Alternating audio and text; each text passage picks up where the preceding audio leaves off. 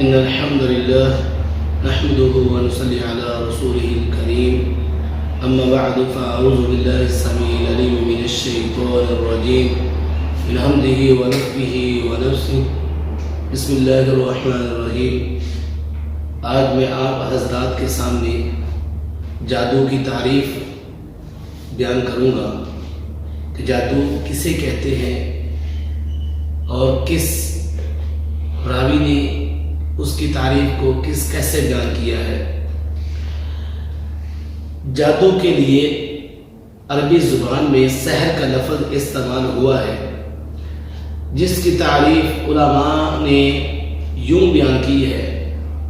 اللیس کہتے ہیں سحر وہ عمل ہے جس میں پہلے شیطان کا قرب حاصل کیا جاتا ہے اور پھر اس سے مدد لی جاتی ہے، اسے جادو کہتے ہیں۔ نمبر 2 پر الازری کہتے ہیں دراصل سحر کسی چیز کو اس کی حقیقت سے پھیر دینے کا نام ہے، یعنی کہ کسی چیز کو اس کی اصل حقیقت سے بدل دینے کا نام جادو ہے۔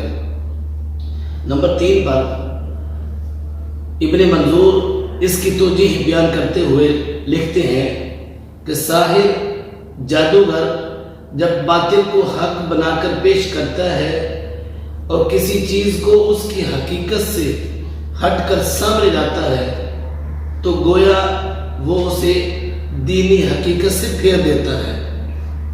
نمبر 4 اور ابن عائشہ رضی اللہ عنہ سے مروی ہے کہ عربوں نے جادو کا نام سحر اس لیے رکھا ہے کہ یہ تندرستی کو بیماری میں بدل دیتی ہے، کہ تندرست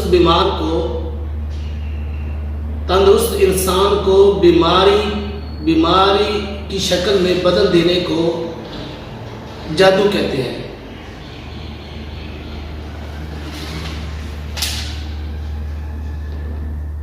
ابن فارس سحر کے متعلق کہتے ہیں ایک قوم کا خیال یہ ہے کہ سحر باطل کو حق کی شکل میں پیش کرتا ہے، یعنی کہ سچائی کو جھوٹ بنا کر پیش کرتا ہے۔ المعجم الوسیط میں سحر کی تعریف کچھ یوں بیان ہوئی ہے۔ سحر وہ ہوتا ہے جس کی بنیاد لطیف اور انتہائی باریک ہو۔ صاحب محیط المحیط کہتے ہیں سحر یہ ہے کہ کسی چیز کو بہت خوبصورت بنا کر پیش کیا جائے تاکہ لوگ اس سے